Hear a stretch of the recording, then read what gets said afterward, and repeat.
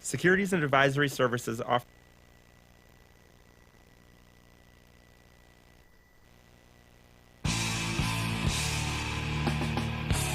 Coming to you from the Radio for One studios in Franklin, Michigan. Welcome to the Detroit Cast. Big fan. A show not just free of charge, but free of FCC regulation. Thank you for your support of the Detroit Cast. Oh, there it is. And without further delay, it's showtime. Please welcome the Detroit Cast.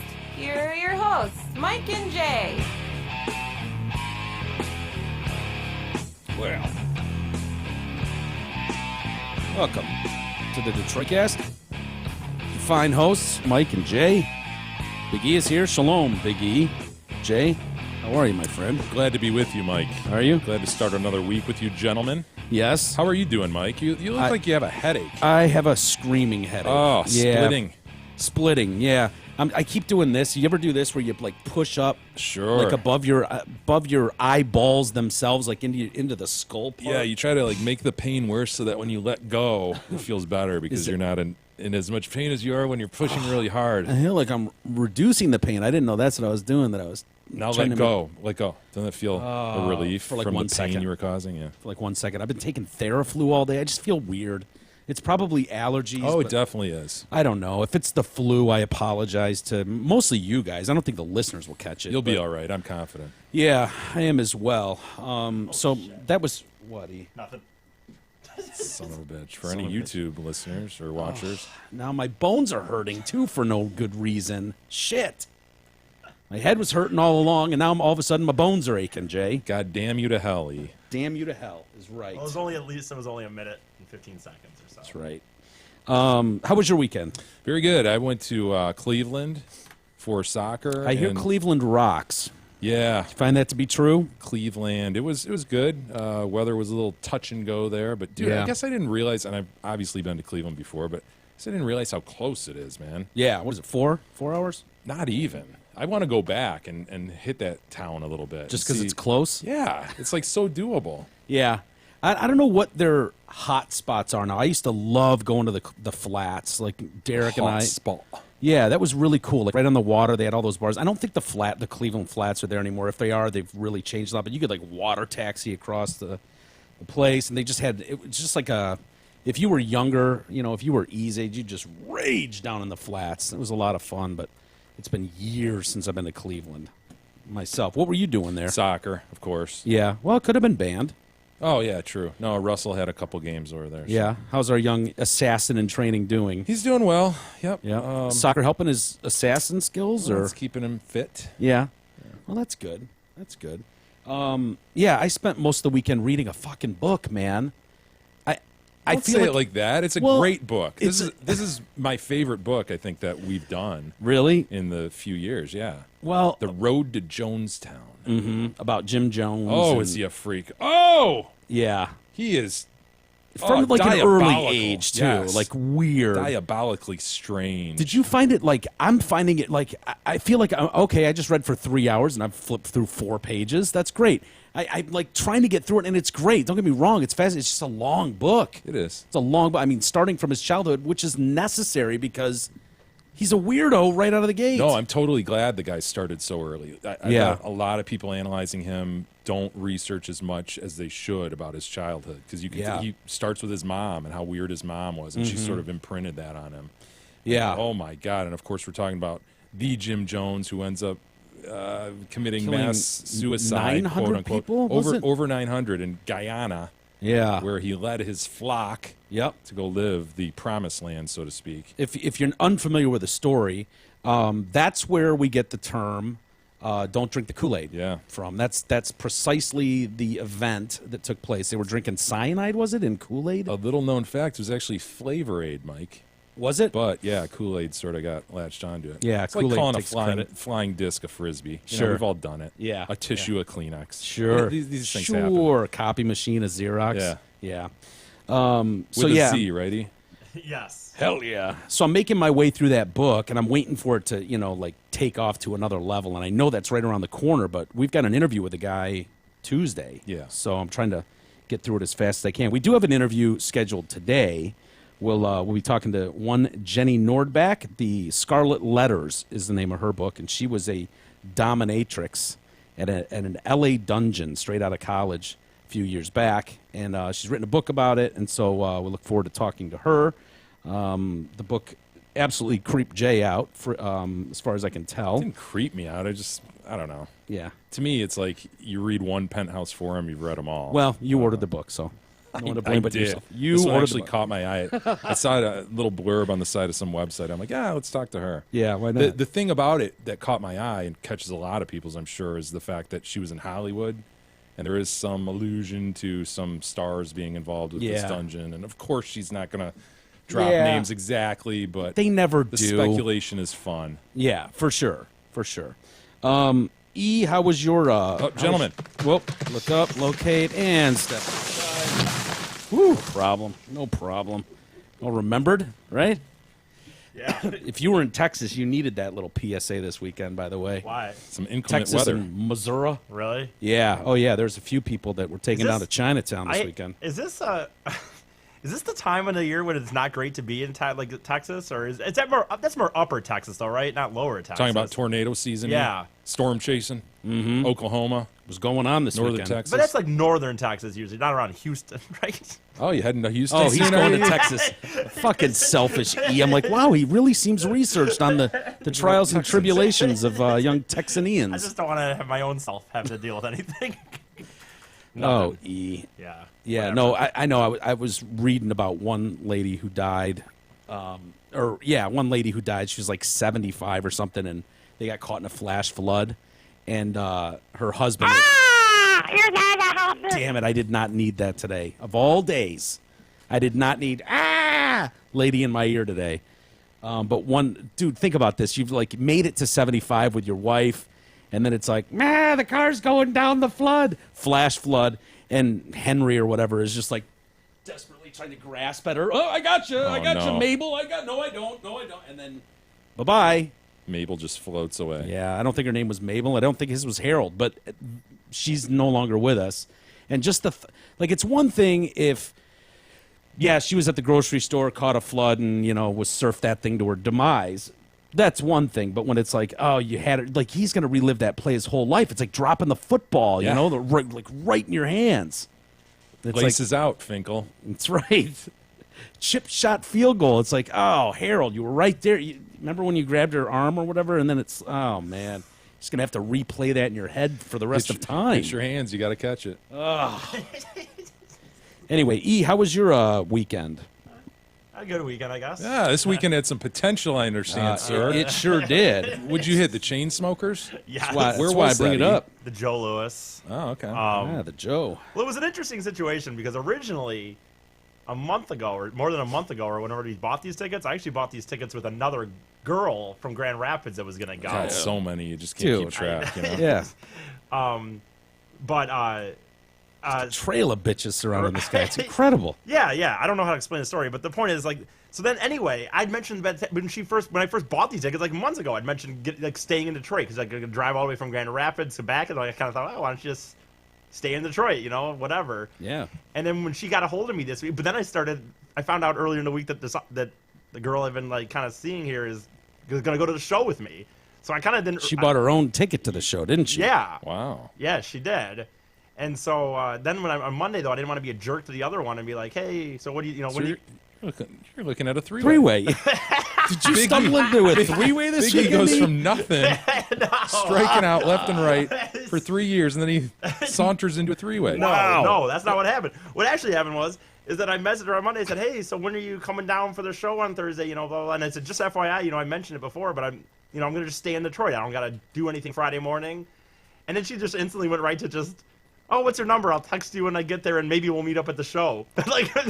She wanted nothing to do with it. it was literally like maybe we won't even see each other. Do you understand what's going on at this point in the story? Sort of, kind of. Okay, so he's getting a hotel room. The girl that's coming from Grand Rapids, who he has not been dating of recent times. I've never dated lately. her, nor had it, Right. never been even close. So E had got this room. He meets this girl, starts sort of seeing her, dating her, and the girl from Grand Rapids. He's like, well, I got this hotel room if you want to stay with me still. And she's like, I didn't really want to. I'll meet you at the show. Which is So funny. she blew that off. So now at this point, E and his girlfriend, who has decided to go. They've got a hotel room. Well. I will chain say that. smoker I will say show. this. The funny thing is, I think for the first time in my entire life, honestly, like usually I get the room hoping that like I would have been. I'm just that desperate pussy, pretty much like begging, hoping this girl from Grand Rapids would stay. And I think she thought she got me. You know what I mean? Or like she was like, "Nope, I'm good. I'm not going to stay in a hotel." And I was like, thank God. I didn't even want her to stay Yeah. anyway. I was actually hoping. I'd been trying to figure out a way to like let her maybe be like, So hey. that worked out. Where was the hotel room? That Antheum in the Greek town. Dude, I don't know. Antheum. Yeah, the Anthemium. Antheum? Anthonyum. Anthonyum. I don't get why people don't stay there It's a more cool often, by the way. hotel. Dude, I don't understand. There is no benefit to staying at the Greektown Hotel. And the Anthonyum Anthonyum. is, Pretty good. dude, if people look, it's regularly $100 to more, to maybe even $150 cheaper than the Greektown Hotel. And the rooms are huge. And you get no benefits. They are from, big, and if you got one of the street views, you can see the strip club right across the street. That's true. With all its lights on, you can watch the patrons coming in and the bodyguards. At 2 a.m, it's rather active. That's a very good point. That's Yeah. a very good point. So yeah, I got this room, and then we went to the show, and I don't know, we definitely were drinking and whatnot. You know, Yeah. went to the Dude, this is all late. I mean, do we even need to say it, ladies and gentlemen? Drinking, nice hotel room You went downtown gambling Detroit. afterwards? Did you have Gambling. rose petals on the bed? no. Candles lit. E, what I do we didn't know got? that she was going to stay. To be fair, though, I will say this. I did not know whether she was actually going to stay or not. I was kind of hoping that she was going to stay, but she didn't lead me to believe at any point that she was going to stay. Like, But she stayed. yes, she did. Well, she didn't let him to believe she was going to stay, but in the Well, end, she did stay. I will tell you, this is an embarrassing moment that I can share. That we were at the casino afterwards gambling, and we were at one of the bars drinking, and this Zed song comes on, and the song is about like the lyrics in the song are literally like asking some girl like, some girl singing like, are you gonna stay the night or this or that, and she like was like, oh, we're kind of in this mood here, or like kind of insinuating like that it was on the fence on whether she was staying or not, and she made me like stand on my seat and like sing this song out loud. Ooh. To like try to win over the situation. That's gamesmanship. I Yeah. know, If and it's I the right did, girlie. and I did do it. Yeah. Playing games with your heart. I know. So she stayed the night. I don't even need to say where this led to. I mean, this is course. such, and this is talk about bases loaded, nobody out. Look, I'm Young not gonna lady, young just man. you just need to get one run across the plate. Like this is a gimme. I'm not no gonna one. say- You're I'm just not hoping gonna- to get out of this inning with like as little damage as possible. But the idea that you wouldn't score a run is absurd. So obviously, he will give you the bunt. And say you obviously hit that. And then I'm what not was it gonna like the next say morning? yes- Was it I'm weird? not going to or- say yes or no to that, by the way, but because I'm not going to be. I'm a gentleman, Mike. I'm not. Gonna So sit there if you and- didn't do it, though, you want to allude that you did? You want people out there to believe that you banged this chick. What kind of gentleman Oh, 'cause does you know what? that? Yeah, I'll just- that's you know what? brutal. Didn't I'll do say it. that I didn't. What about that? I'll just come out and say that no, I did not. Is that the truth? Yes. But if you did and then you're denying didn't, it, though. it's kind of disrespectful to the girl. Like, oh wow, he didn't even consider it worth well, I mentioning. didn't. It was so okay. uneventful. I'll just say it. I didn't. It did not happen. And that did whatever. That's. Why did you finish during the blowjob or something? Look at dude. Come on, you asshole, dude. What? Stop being a fucking asshole. I don't know, dude. You know what? I don't know what happened. I'm not gonna do the play-by-play. It was a great night. I had a great time. I mean, could have been better. Well, you could say, guys, look, Could've been a it's little too better. soon. It's too soon for me. I'm being a gentleman here, and Was your penis stroked to completion at any point during No. the evening? by a No. hand other than your own. No. Obviously, it was stroked to completion at some point. No, it was not. Wow. I don't know, man. Maybe. I mean, I will say this: it's one of those situations. I'm not saying that I didn't, I couldn't have done it, but it would have been pretty sloppy for sure. I guess it was pretty late by the time we were back in the room. You drink too much, E. You drink too much. Yeah, There's but- another example. No, that's You not were too drunk, is No, what you're no, saying. no. I remember. No. I don't believe that was the thing. I believe that. I just am not good at. I'm Wait just a not minute. as good at what I'm trying to. I don't think I'm great at. I don't have a lot of moves. I think is more like I don't think it was the alcohol. So by any wait, I'm means. confused. So did you shut it down because you were worried that it was going to be too sloppy? Is that what happened? No, I'm just. I don't know what to say, dude. Like I'm not going through this whole play-by-play. It just didn't quite All right. happen. It was fun, but it didn't. Go through the final two plays. No, I will not do You have that. to go to first and second down. We just want third Yeah. and fourth. I will not do that. I will say. We know you punted on fourth. I'll tell you this: the worst part, probably not for me, but like I'm not really like a good sleeper. I don't sleep very well ever, and even though I love hotels, really I just like being in hotels. I don't even. Jay always says this, like, I can't sleep in them. You're right, dude. It's not, dude. I don't sleep that well in them. I just like being in hotels. I like the continental breakfast, and I like the pool, and I like going to the lobby and walking around. But like sleeping on a bed that 500 other people have. That doesn't bother me. Come all over the walls. If yeah. you really pull out a black light, it doesn't matter. It doesn't matter what level hotel you stay in. Studies show there's cum all over. Pay by the every hour, wall. 5-star. Yeah. Doesn't Right. matter. I understand that. You're right. But I don't sleep very well. And I don't sleep very well at home, and I don't sleep very well in a room, and I don't sleep even worse when I'm drinking. So like I think we finally like went to bed at like pretty late, in the 4 o'clock range. And I think I woke up at I think I woke up at like 7:30. I slept for like sorry, Christ. Excuse me. What a professional. I know. You know? Everything about him.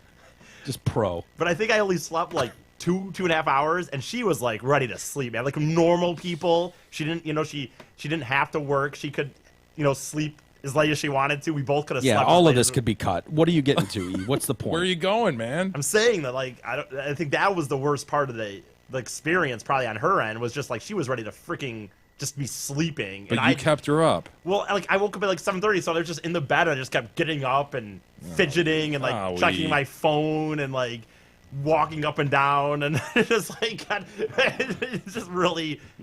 I should have just gone to the other room. Dude, these rooms, like, they're crazy. They have 2 rooms. They have like a living room thing. I could have gone to the other room and just started watching TV even, but I don't know. Was she didn't. nude in the bed? What was I'm the not reason gonna- to I'm keep not- you in there? The fact that I was actually in a bed with a girl, maybe, I guess. I don't know. Yeah. Can't knock you for that. I don't know. I don't guess. blame you. I I guess. don't blame you for but that. it went all, it went all right. Like, I mean, then we hung out the next day again. We were gonna go to a Tigers game, and something happened, and we ended up going to like dinner and then drinks with her friends. I heard this part of the story earlier, and I wanted to ask you, Jake, because I'm on the fence with this one, and I'm not sure. And I don't mean to dog you, E, at all. Fine, I don't care. I don't mean to. So E had tickets to a Tiger game. He bought them. Yep. And then he went to pick her up, and she decided, she didn't feel well. So there were some friends coming into town that she kind of wanted to see too. And so they ended up not going to the Tiger game, and then she paid E for the tickets that he bought. And gave him $80. Wow, that's for, generous. Yeah. Dude, I bought that. Unnecessary. She didn't want. She was her reason. She didn't want to go. She was. I didn't. And I didn't. Wait, you accepted that? Yes. You took that money? Hell yes, I accepted it. I could see the offer being made, and then you go, Yeah. no. Absolutely no, I'm not. fucking Sweetheart, taking please. it. No. Oh, I don't make that much money, See, guys. okay, you know this what is I where mean? this is where I No, was. no, no. But this, you just All have right. to. I You don't just care. have to I'm eat moving it, away dude. from I it don't because care. I could see him going off here, but that was my initial reaction was, ooh, I don't know that I would have taken that money. Well, Not to be a you're not dick, making E. what I'm making. You're not in the situation I am. And we're not like, I don't know, dude. I don't feel wrong at all You taking just that slept money. with her the night before. What are you saying? I don't feel wrong at all taking that money. I certainly wouldn't have asked for it by any means. No, but that's a definite. I don't care. As much as you want that $80, Yeah, $80 you would need feel that $80 good in their hand. No, Yeah. I You took just it. go, no, I'm good. I took it and I would have done it Seriously. again. Here, E, I would totally agree if it was a friend. The thing is, you're trying to get to the promised land, and you haven't been able to fucking find the key that gets through the gates. And so that's Taking just her money isn't going to help. Man. taking I her don't money care. isn't. Yeah, exactly. Well, that's fine. So that's the only. I'm not trying to shit on you, fine. dude, and All I right, understand your do you have situation. more of a but- chance of banging her if you turn around and fart in her face or not fart in her face? that's fine. I don't care. I wasn't. I took it and I would have done it That's again. a fair question he just asked you, though, E. You know, Would you fart in her face? No. Okay. All right. Why'd you take the $80? Because that's not the same question at all. I mean, it's not even close. It's offensive. well, I could see her going. Here's the $80, thinking in her whole time in her head that the wheel spinning, just going, well, there's no way he'll obviously take this. Yeah. Like, who would? And then you're like, well, thank you very much. I'll take that. And she's just going, oh, well, I was gonna blow him tonight, but Well, that's fine. I don't. I'd rather have the $80 than that. If that's really what it came down to, I'd rather have the $80. So she charges $80 for a blowjob. We know that.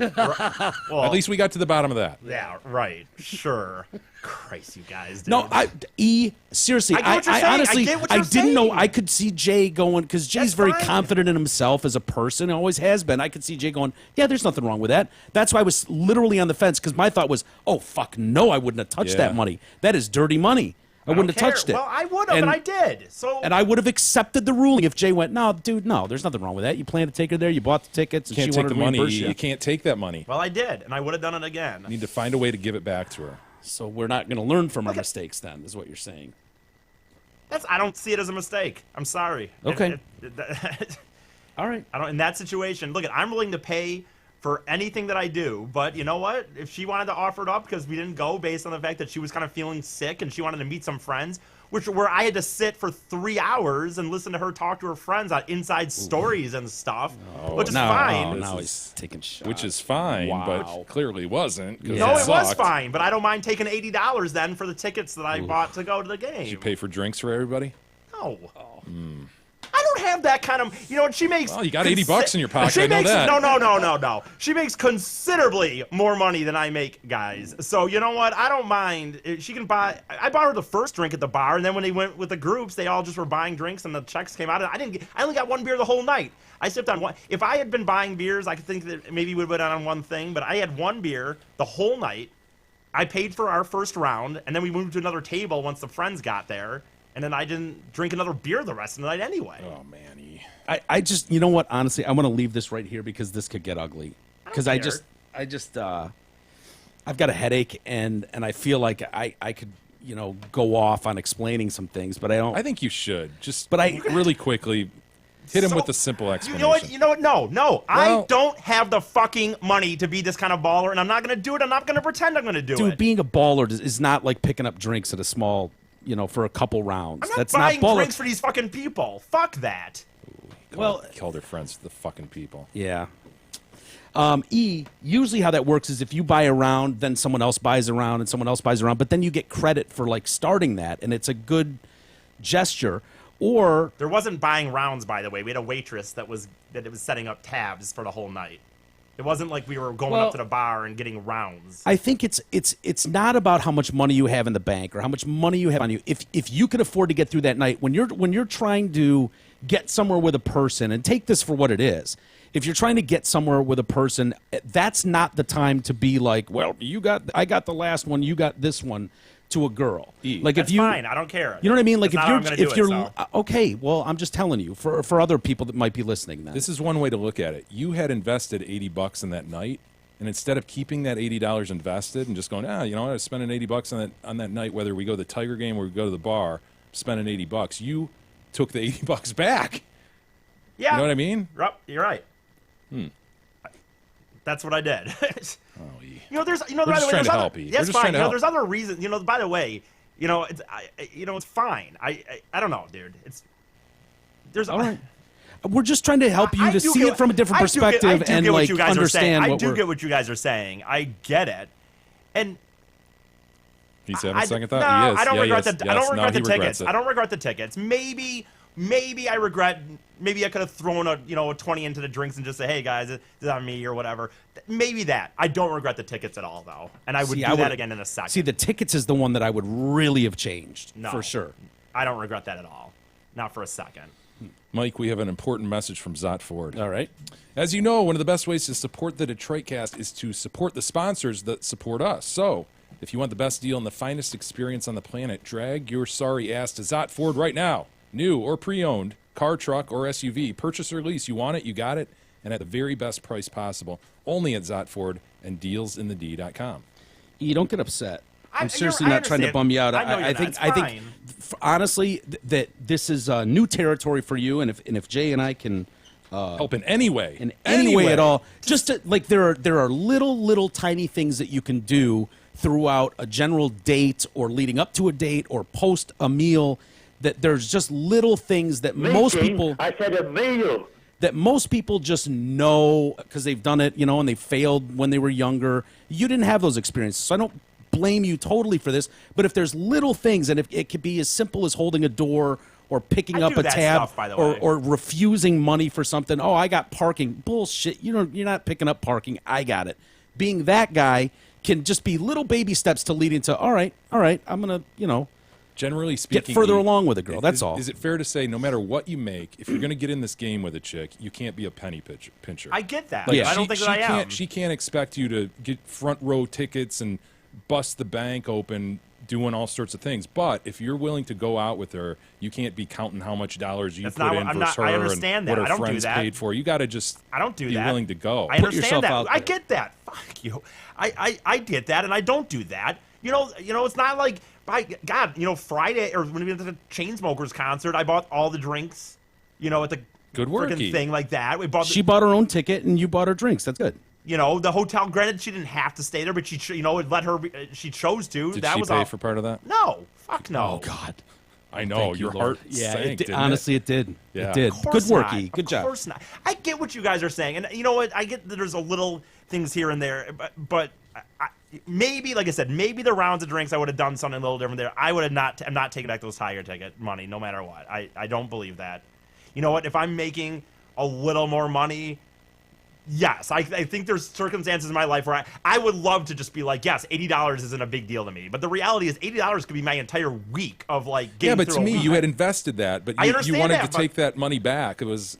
And not use it that evening. That's what's weird to me. Well, I'll like tell you you should this. have gone into that Well, night. Like I will just tell spent you this. $80. I will tell you this. I will tell you this. When she offered it, I did say no, like kind of like, no, you don't have to. No, you don't. Blah, blah, blah. She said, no, I will. Were you And putting the money in your pocket wait a at the minute. time you Whoa, said whoa, this, or- wait a minute. Well, and then my point is that then the night went through the night, and then at one point in the night, she just did hand me the money, and I was like, I didn't ask for it again the rest of the night. I did not sit there. I wasn't like, so whether that makes a difference or not, I don't care. But I wasn't sitting there like, hey, yo, you told me you were going to give me that money. Like, if she had not given it to me in the night, I wouldn't have ever asked about it again. I will say that. I would never have asked for it unless she put it in my hand, which is what happened. I hope, Jay, you're not taking it personally, and I'm trying my best not to. But the fact is, E is paid here, and when you act like, $80 a week is all I have, like, dude, you are paid here, That and doesn't, it's not okay, I was it's- paid you're when not I went to making- Meyer. That doesn't mean I fucking couldn't It fly to wasn't Vegas. okay. Here's my point. You live at home with your parents. You don't have a car payment. You don't have a mortgage. You don't have an apartment payment or a cable bill or a Hi, Mrs. water Fady, by bill. the way. Hi, Mrs. Fady.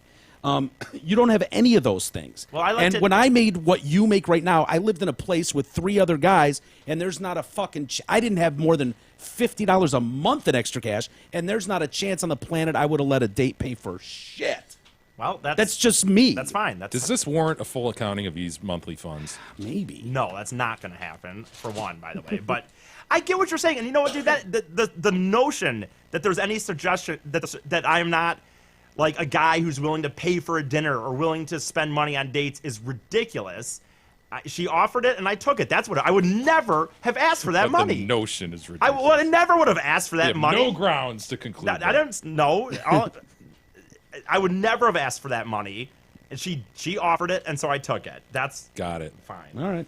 Gentlemen, here's some good news. The DetroitCast listener business page. Check it out. It's a page under the Help the Show tab on our website, DetroitCast.com. The page includes businesses owned by listeners. Take a look, everybody. It'd be great to support those who are supporting the show. This is something that will be growing over time and is growing, so make sure you're coming back to it, and most importantly, make sure you're using the businesses and recommending them to family and friends. Today's featured listing is The Blind Biz. Specializing in all types of custom blinds, shades, and shutters, free in-home consultations, and free installation. And they serve all of Metro Detroit. So check out Blind Biz. You know, I could have held that information back, by the way. You What know what I mean? information? No, I mean, I could have just not told you she did that. So at least, I mean, I told you. At least I even told you. I'm just kind of throwing it out there. Oh, about the paying Yeah. for the. I mean, yeah. I could have just held that back. You could have. You're too honest of a guy. I would have seen right through you. E. You're not a good liar, That's which true. is a good characteristic.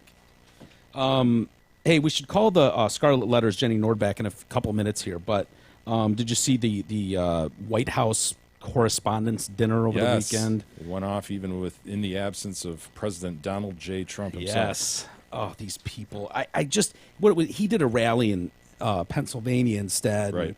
which is just so weird and so unpresidential to see this guy like just going on and on and on about what he's accomplished and what he hasn't, taking shots at people. It's just like I don't know. It's funny, and I guess that's what we voted for in a weird way, knowing like, okay, it's not going to be the normal like sound perfect kind of guy up there giving a speech, but it's still weird when you see it go down. You know. Yep.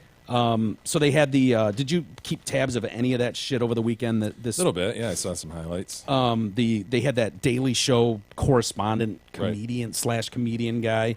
He was hosting it, Hassan Minhaj, and he went after, obviously Bill O'Reilly, and mostly after Trump. I don't know. I guess he called him the liar in chief. It's good, So he's not there because he can't take a joke. right? We've got to address the elephant in the room that's not in the room. The leader of our country is not here. That's because he lives in Moscow. Oh, Putin, right? That's Yeah. what I mean. Putin is the leader of America. It's a very long flight. As for the other guy, I think he's in Pennsylvania because he can't take a joke. Following speeches from Carl Bernstein, Bob Woodward, of course, the Watergate scandal. He explained that he was excited. He was asked, or Minaj then explains how, I was asked not to make fun of Trump and it's childish, but he said, the fact that I'm going to anyways. And then, I thought the Steve Bannon was funny. Did you see I didn't that hear one? that, no. He's looking around. He's like, everyone in Trump's cabinet administration decided not to show up either. I don't think. I do not see Steve Bannon. Not see Steve Bannon. Not see Steve Bannon. Not see Steve Bannon. You get it? Yeah. It's kind of funny. Little wordplay. I was going to say, man, you and your fucking wordplay. You want to crack up Miguel. Yeah. And then Jeff Sessions, he's like, he just responded no on the RSVP, which is his second favorite N-word. But he was too busy celebrating or doing a pre-Civil War reenactment. That's pretty funny. It's kind of funny, right? But what I saw seeing these guys go so out of their way at these things, like I saw Jack each other off. Yes. And they're like, we've got such a job to do here to hold each other up to blah, blah, blah, and the First Amendment and blah, going on and on, blowing each other left and right. I was following some of their tweets and some of their posts about this and seeing these fucking people that are supposed to be your media in tuxedos, being chauffeured and limoed in with champagne and expensive dresses, sauntering into a 5-star hotel and eating the finest foods on the planet and jerking each other off about how wonderful they are and how in touch they are with the people while this president monster we have. Yeah. And it's like, Yeah, what happened to the press with like the Matt Drudge hat and the little press card in it? see? Where were you on Friday? See? Yeah, what happened to that? Camera flash bulb. No. Now it's about being perfectly coiffed and made up and in the finest outfits you can get and being on camera and signing autographs and making millions and millions of dollars for even smallish roles. They make retarded money on that level, and it's like this is what a lot of us see when you talk about out of touch. When you think about like. You people don't understand why this happened. You're still trying to figure out what went wrong. How could this have gone so wrong with this election? It's like, take one giant look at what's going on in this room right now. They gave each other standing ovations at the end of the night. Standing ovations for how brilliant the press is. What a responsibility they have. And all I can think is, when the New York Times is doing art, just hit piece, smash piece after smash piece, all since the day this fucker was elected. And when you see these famous newspapers doing stories, it's like, oh, here's the tax plan I want to roll out, and it's like, it's absurd. Like if they want to go through it and go, here, let me break this down for you. It's a lot of pages and there's a lot to understand here. But what you need to know is he's planning this. The thought being, by dropping the percentages on the wealthiest by this, that will in turn generate more money, and over time that will build up the bottom and provide more jobs, more money, kind of like Reagan did. But no, they don't do that and explain it and go.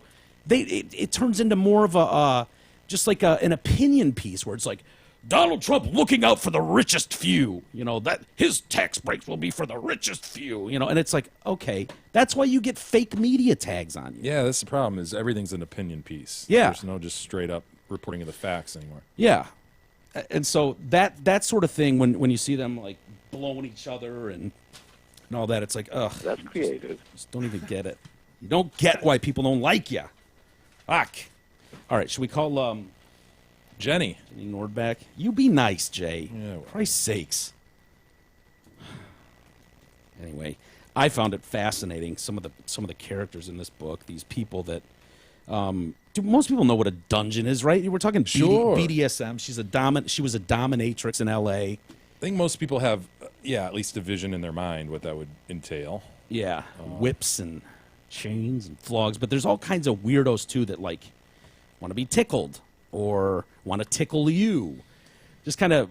Yeah, it's like every chapter of this book covers another client, basically. Yeah. And they're fucking weirdos. So anyway, let's give old Jenny Nordback a call.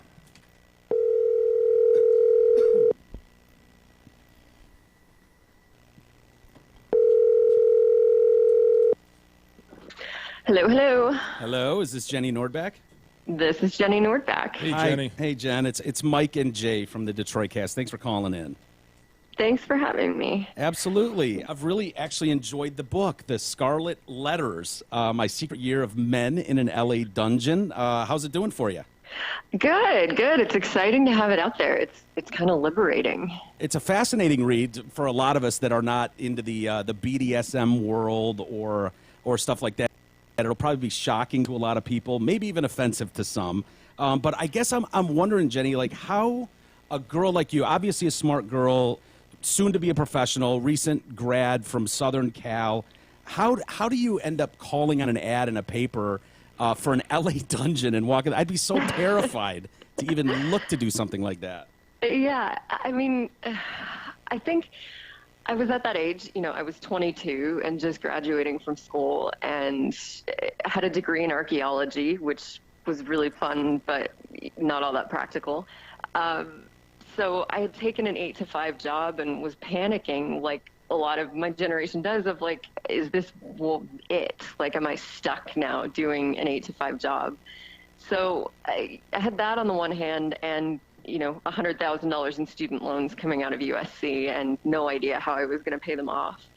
And then at the same time was realizing like I had been in this string of really unsatisfying relationships and had never found my voice in any of the relationships I was in. I was just becoming whomever my partner wanted me to be. So whatever they were interested in and like whatever personality type they were, I was just kind of molding myself to match that. So stopped and panicked and kind of all of that came together as like I just went looking for trouble and found this dungeon, and the ad was on the side of the page and I was like, who answers an ad like that? And I was like, well, I could, it says no experience necessary. That's me. I have no experience. Is it So legal? Is it legal, by the way, those dungeons? I know there's privacy concerns, but is it technically legal? Yeah, so I think there are some that it's pretty questionable, but the one that I worked at has strict rules of no sex, no exchange of bodily fluids, no penetration of any kind. So there aren't any traditional sex acts that are happening there for exchange of money, so it's still legal, but it gets a little questionable. Like it's definitely falling in kind of a questionable moral area, but it is legal. So if there's no penetration and so forth, give us some examples of what there is. So yeah, it's funny. Everyone always calls it a sex dungeon, and I'm like, that's about the only thing that doesn't happen there. Yeah. So you're playing out fantasies, and that can be for some people anything from like the kind of traditional corporal punishment that you picture, so spanking and flogging and caning and that kind of stuff, or it can be like someone with a foot fetish wants to give you a foot massage, or it can be elaborate role play, so someone wants to pretend that they're the Maharaja of a kingdom, or they're a school teacher, or all sorts of any role that you can imagine, especially those powerful female archetypes get played out a lot. Mm-hmm. So it's like sensory deprivation or I mean, you can get into the weirder stuff that Yeah, people fixate on. Of Guys wanting stuff shoved down their dick holes and things like Oh, that. yeah, we'll get to him later. You know, I got to be honest with you, Jenny. I didn't read the whole book. It was kind of grossing me out. What do you say to someone? What do you say to someone like me? Like, am I just unenlightened or prude? No, I mean, I think what's funny for me is that, like, it was absolutely shocking for me when I was experiencing it the first time around. So I'm very aware of the fact that it is shocking and uncomfortable.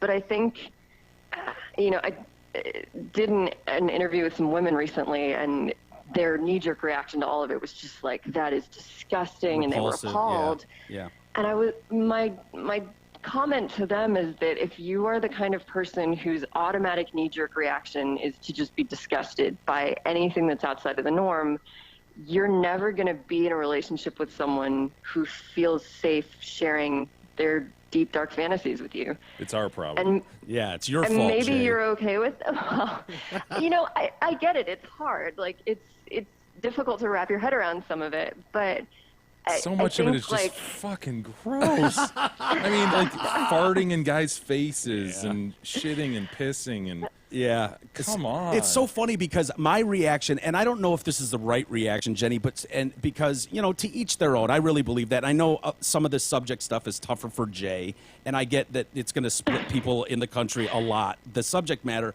But I found a lot of it hilarious and interesting. Like, I just don't understand, and maybe you've seen a pattern to this, or you can explain, like, where this stuff comes from, but why, like, it would turn a guy on to just come in and be submissive to a girl and just want to massage her feet. Like, it's hard to wrap my head around why that would be exciting for someone. Yeah, I mean, to address what you said first, I think that's part of the reason that I wrote the book, is to kind of acknowledge that this is out there and it's a lot more common than people realize, and to humanize the people who are doing it. So, like, you kind of picture when we're describing these things, like, some weirdo loner who, like, doesn't leave his mom's basement, but it's not. These are powerful, successful people who, I guarantee you know someone who's into one of these weird things, and you're friends with them, and it's fine, and it's okay that they're into it. They're not walking asking you to amongst do us. it. Yeah. What are the odds that it's Jay and he's just playing a role right now? Yeah.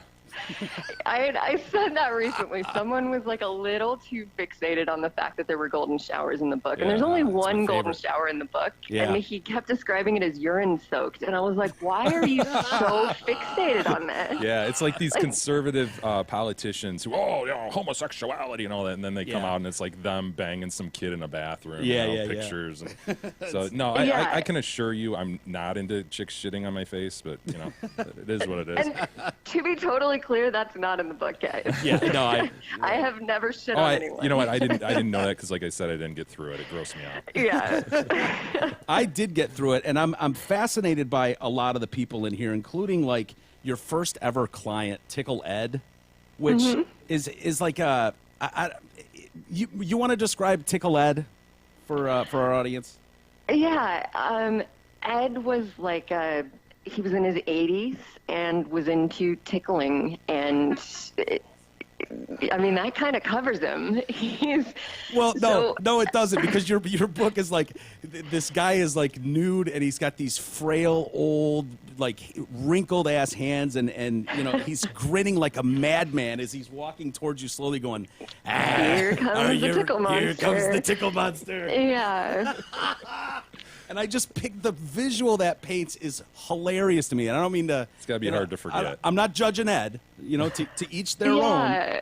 Well, that one taught you a big lesson, though, right? Because you went back to a couple of the ladies you worked with, and you were like, what a fucking nut. Oh, my God. And they're like, who are you to say, who's a nut? It's like, so what? He's not hurting anybody. He's 80 years old, and he still has a sex drive. Exactly. Yeah. Right. Good for him. Like, we should bow down before him. And yeah, that was such an important lesson, because it's so easy to laugh at it. And it is funny. Like, I think it's funny too. And it's easy to judge, but, like, there's also some power in that. Like, this man knows what he wants and is comfortable going to get it. And he's 80 years old, but so what? Like, because he's old, he's no longer allowed to be into sex? That's kind of wrong. I'd say that's fine if he's just going to pay you to do that, but if he's out there like at a playground looking to tickle little kids and shit, that's where, you know. Yeah, and that's And I that's mean, what- I that's don't what think worries for a me about these second people. That's what You- he's doing. But you talk about some of these deviant people in this, and that's what I wonder, man. I wonder if this is like, you know, just a symptom of a larger problem, or, you know, are these people who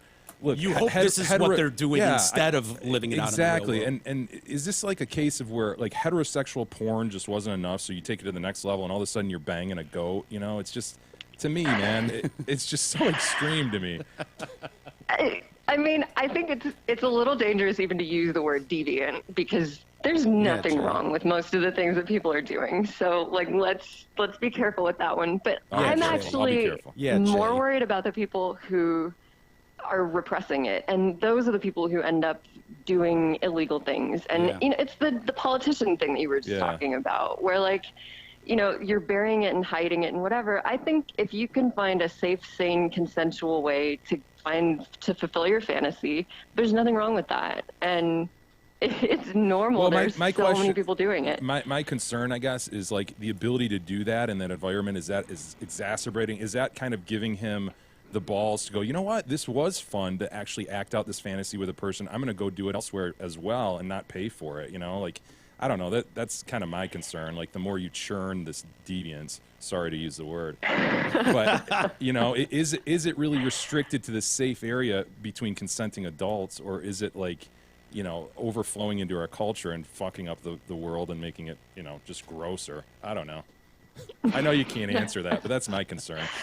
Yeah, I mean, I get it. I'm a parent. Like, I obviously don't think if it strays into a real territory, that's okay. But I do think, you know, that's like saying anyone with like a 50 Shades of Grey fantasy is going to go out and rape people. Like, I don't Yeah. think just because you have that fantasy necessarily means that you're going to act it out in the real world. Jenny, do you think there's more to some of these things? Like some of these I get, you know, people that want to be spanked or whatever, and that turns them on. But the ones that I'm confused about, and maybe it's more psychological, or it's repressed childhood memories that are coming to fruition at a later date. But like Tickle Ed, I'm trying to wrap my head around like how you get to a point where it's like, okay, that's what I need to do. I need to tickle a young girl and go do that. Or your client Mark, who I think was beat up by a girl when he was young, and he wanted to come in and have you like almost choke him unconscious with your legs, and that's how he got off. And yeah, it's fascinating, isn't it? Like, It is. Why do those wires get crossed? And I think for some people like Mark, they can point to a childhood experience, and it's something really intense that happened to them, and then they go through puberty, and those sort of sexual feelings are really intense, and somehow the two get crossed for a lot of people. And you know, they fixate on that childhood experience and they try to recreate it, and that becomes the only way that they can get off. I think and we want a tidy explanation like that. We want there to be, Ed was tickled, now Ed likes to tickle. And I don't think that is always the case, and I don't think it's always tied to trauma. You know, I had a Disneyland childhood and have, you know, no trauma that you can point to and no strange experiences from my childhood, and yet I'm a dirty pervert and make Jay really uncomfortable. So,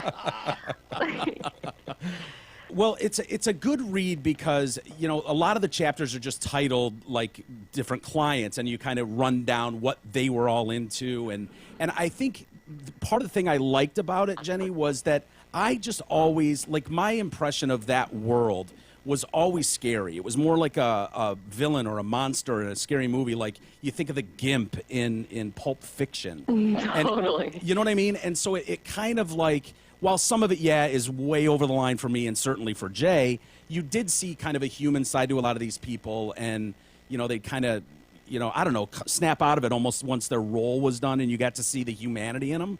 Is that fair? Yeah, absolutely. Well, and it's funny too, like, I had the exact same image before I started doing it, and that is another reason I wanted to share, and just that there is humanity in this. But even like when I say the dungeon, people picture this like dark hole in the ground where we Yeah. like throw you and do bad things to you.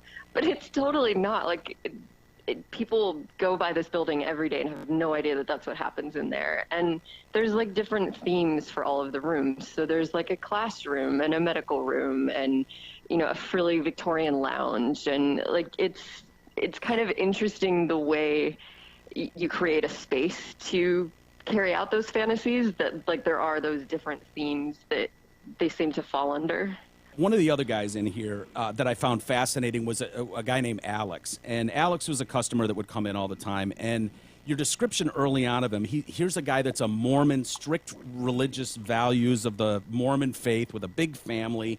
And this guy is into the most disgusting shit ever. Like, that's his thing. And he would sneak off from his big family, and he would come in there a couple times a week and have these marathon sessions of, like, cock and ball torture. And, you know, I think he was the one you would play human ashtray with, where you just ash in his mouth and make him swallow it. Was he also the guy who like immediately would go to diaper change position and just swallow his own spooge? No, I think that was No, Sissy different Harry. guy. Oh, Different okay. guy, yeah. Am I right about Alex there?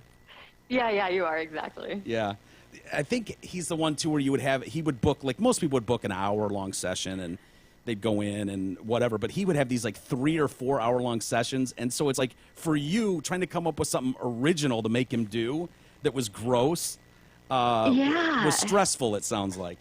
Yeah, because like I get it. I have my threshold too, and for me it was like I get that this guy wants to do stuff that's gross, but I don't want to make him sick, and like I don't like you just when you first start seeing someone like that, you have your line and you're like, this is insane. I just made him lick a broom, and then it just your sense of normal slowly starts to slip until I mean I won't give away what happens in the book, but.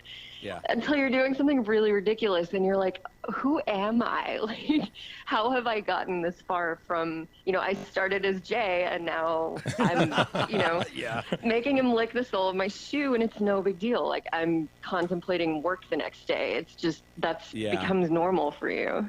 Did you ever feel endangered during these episodes?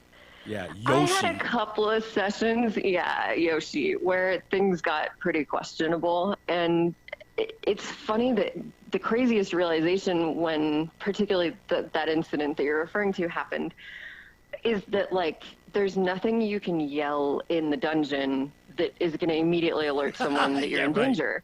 Rutabaga. Because like help, no, please stop. Like Right. any of the Just things normal are conversation. normal. Yeah. Like you're sitting watching a movie in the dressing room and you're hearing people screaming for help. So it you know, quickly figured out like I'm gonna have to deal with this myself. So thankfully in that situation he was barefoot and I had heels on, so I stepped back and Did they have a bouncer there or anything like that? I mean, what if something did go sideways? they don't. And you know, there's sort of a locking system of doors and security cameras and whatever, but I mean, what's interesting is they've been there since the 80s and they haven't had a major incident and there hasn't been anything crazy that's happened. So I think that also kind of speaks to the kind of people who are going there. Like, again, you're picturing a deviant, but it's your lawyer. It's your church I know pastor. lawyers. It's, you know, like Yeah.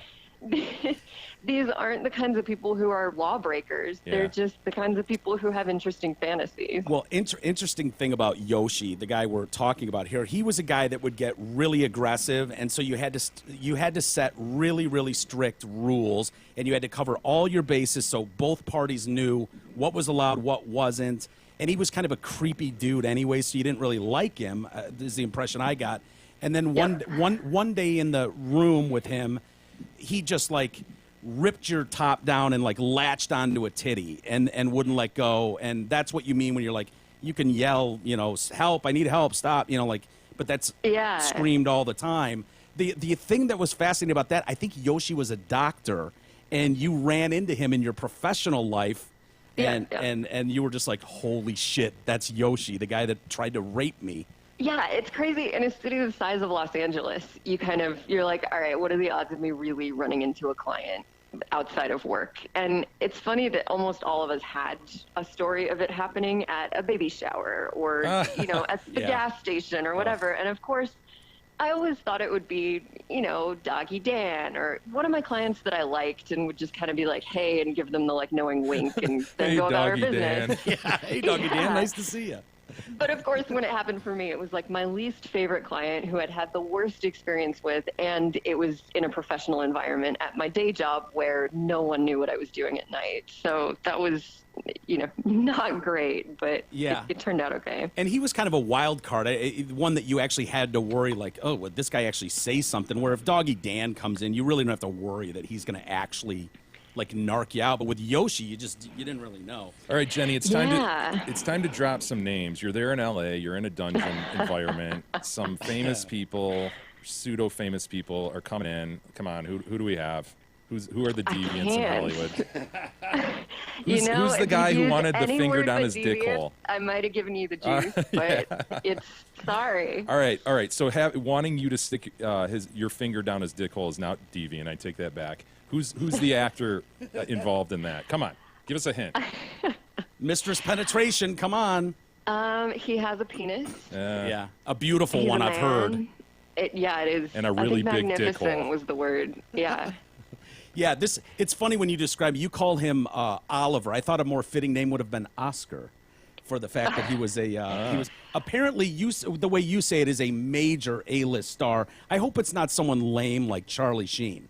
I mean, I think that would be kind of predictable, wouldn't it? Right, yeah, it would. Well, when all the AIDS rumors were going around, it was like, oh, who could it be? And I remember being bummed when it was It's like, Chuck oh, Sheen. I was like, well, well, of yeah, course. obviously. It's no big deal. So when Brad Pitt came in, was it hard to even look at him at first? Oh, you guys are funny. You're as bad as my mommy book club. They tried the same too. Well, when this guy first comes in, you recognize him, and you admittedly are not a big pop culture fan or keeping up Right. with tabloid bullshit. But when he walks in wearing sunglasses and like chewing gum really obnoxiously, your first instinct is like, what a total douchebag.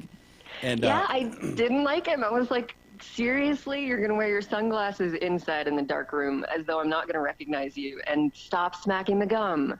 yeah. But then he's gorgeous, and I can't remember what he wanted at first. Like what his He wouldn't tell when Tom me, Cruise and came that in, was- like what was he into at first?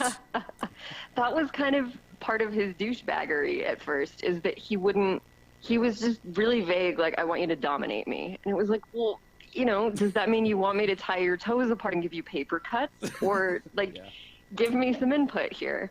So I think I kind of questioned at first, like, is he here researching a role? Does he not want to be here? Does he think this is a brothel and he's going to get sex? Like, what? Yeah, It Shia just- LaBeouf's it a didn't- weird guy. I know. Yeah, we've heard that about him. I have heard that too. So when Chris Pratt was behaving like that, were you just like, get Chris Pratt out of my dungeon? I mean, I think if it had been any regular client, I probably wouldn't have taken the session just because he was being so vague and uncooperative and Yeah. douchey. So I wasn't going to reward that by taking the session. But of course, like everyone in the universe, I sort of gave into the fame. And Well, Matthew McConaughey has that effect over people. It happens. but it got worse. Like he didn't come back for months and months, and then he came in, and he knew one of your things. You were kind of a penetration fan, and he came in. I don't know if I should give it away. I guess you sort of did, Jay. But there's plenty in the book. Believe me, we're not saying too much. But this whole cock and ball torture and urethra penetration is something I just can't wrap my head around. I just when you're describing like an index finger in his dick hole and it's was there anything that was ever like someone came in and you were like, all right, dude, you're too far over the line for me. I can't do it. I mean, within the rules of the dungeon, that there wasn't a whole lot of that. Like, and to be clear, I was breaking the rules when I did urethral sounds at work, but Yeah. it was something that I was excited about trying, and I took a class, so I wanted to test my skills out. But Yeah. Why not try it on Johnny Depp? Fully licensed. I know it's driving us all nuts who it is. Matt Damon. Please say it's George Lucas. I feel like I'm like trying not to even react because people are gonna read into whatever Yeah. my reactions are. So. Orlando Bloom. Yeah. You know, Oh it's- yeah. Yeah. Oh, that's it. It's Orlando Bloom. It's Orlando Bloom. Hey, Jenny, not to give the whole book away too, but there is, I guess, I guess, a redemption story of sorts in the end, in that you kind of experience what you experience, and then you end up married with a kid. How does your husband feel about what you did in the past and you writing this book? And what do you think your kid will feel when he Googles mom someday?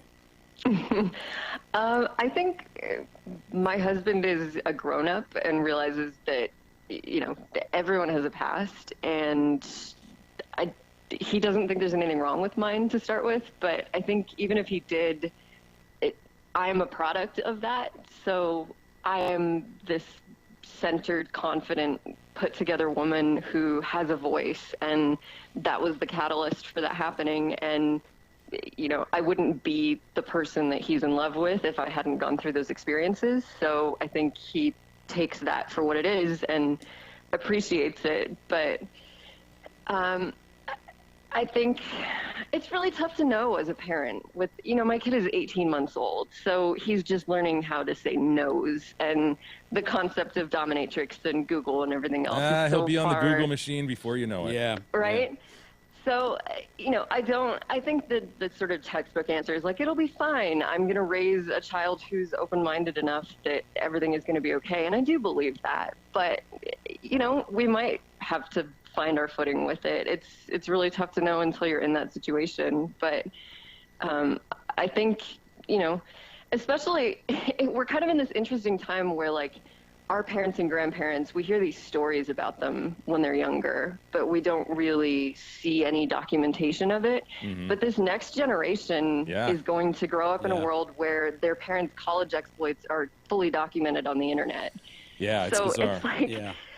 I'm aware of what I'm going to have to deal with my kid, but like, I think more people are going to have those conversations than they realize when they find the pictures of mom dancing on the bar, or Yeah. But you're to the nth degree on this. I mean, you got to Yeah. admit that, Jenny. I mean, this is Now she is. Who Yeah. knows? In 20 years, she might be a prude. They Right. might look at her behavior as a prude-like. Is it possible? I would worry that for forevermore, because I found it interesting, as Jay kind of alluded to, that in the end you found out that, hey, honestly, the Holy Grail is finding that one right person and growing with them. And you don't feel the need to perform for other people or get involved in threesomes, that kind of stuff. I wonder if it's ever like sex life becomes ho-hum because you've seen so much other crazy stuff. It's like, well, yeah, this is cool, but it's not nearly as cool as this thing I remember. Okay, so I'm definitely going to touch that. But first, I want to just knock out that the moral of the story is not find a man, get married, and pop out a baby. That is not the story that I've written. No. I thought you said that you found sexually the Holy Grail to be finding your So one man. intimacy. Okay. Intimacy is actually what I'm referring to as the Holy Grail. And I think I even was careful to note that, like, that does not mean it's one person ever. Maybe you have guest stars who come into your relationship. Excellent. But I do think intimacy is usually between two people. It's difficult to connect with more than one person at a time. Mm-hmm. And so, yeah, I think people think that, like, is he sort of threatened by these crazy experiences that you've had, and how can he live up to that? And he doesn't need to, because the intimacy is better than that. So it's like this intense power exchange that happens between the two of us, and that deep connection and trust is hotter and more fulfilling than the crazy kind of just fun experiences that I had over the years. Well, how do you recommend, like, if a couple is out there listening to this going, man, I'd really like to do that, but I'm embarrassed, I don't want to, how do you spark the conversation? Like, say you got someone, I don't know, we'll call her Beth, and she's a professional, and her boyfriend, we'll call him Mike or whatever, and Mike, say, really wants Beth to take a whiz on him while he's wearing a diaper. But she doesn't, it's not feeling like she's into something like that. How should Mike go about starting that conversation? I think it's really hard when you're in a relationship and, you've been in that relationship for a while and you haven't already introduced this, to put it on the table, because it's scary. And once you've said it, you can't take it back. And then that person is always going to think of you differently. And, like, I get it. But in my experience, people are so much more open and willing to experiment and excited that their partner is opening up than you would think. And I've actually had 2 instances this week of readers, women, who've reached out to me and said, I read your book, I loved it. It spoke to me. I really want to experiment with my partner, but I don't, he's not interested, and I've tried to bring it up and he's not into it. And we kind of talked about it and came up with a way that they were going to bring it up. And in both cases, their husbands were way more interested in any of it than they were. They just never felt comfortable opening up to them before. Yeah. So I think we often don't give our partners enough credit. And someone asked me last week, like, what do you do if your partner is boring in bed? And I was like, if you think your partner is boring, they probably think you're boring. Oof. Like, you're both just living this lie. And I think creating a space in your relationship where you can really be open and trust each other is important. But, if Jay's partner brought that to him and his knee-jerk reaction was like, whatever, she's never, ever going to bring anything up again. Yeah. So Poor you've girl. got to be willing to listen to whatever your partner is going to come at you with and be open and non-judgmental about it. Well, just to wrap up this fake couple, Beth and Mike, like if let's say Mike wasn't all that, confrontational and didn't know how to broach the subject. Not all that attractive either. Yeah, not very attractive either. Would it be fair? Would it be a good idea to maybe just wet the bed on purpose and then see what her reaction is and kind of start there as a gauge? I mean, is he going to change the sheets or is that on her? Well, no, that's on her. She's the woman, remember? I'm just looking for an icebreaker for this poor guy. I mean, I can't. I feel like this is a running gag that I'm stepping into. No, maybe. No, it's fine. Hey, Jenny Nordback, thank you so much for the time. I hope you do well with the book. It's called The Scarlet Letters, My Secret Year of Men in an L.A. Dungeon.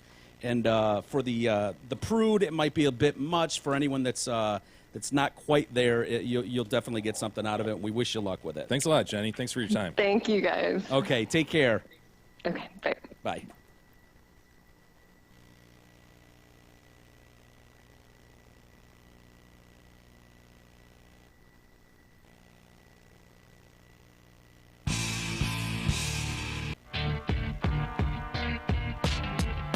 The Detroit Cast continues after this short break.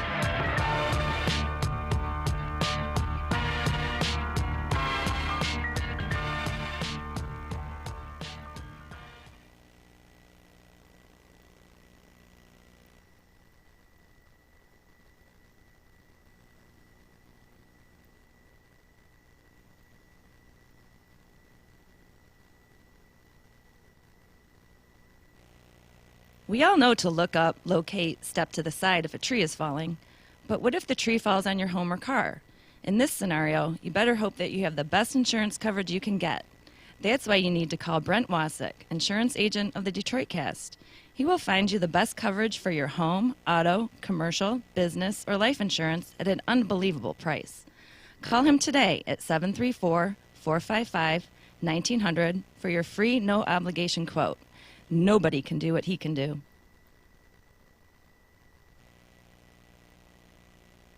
Hey friends, it's Steve Gabar, the general manager at Zott Ford and Holly and DealsInTheD.com.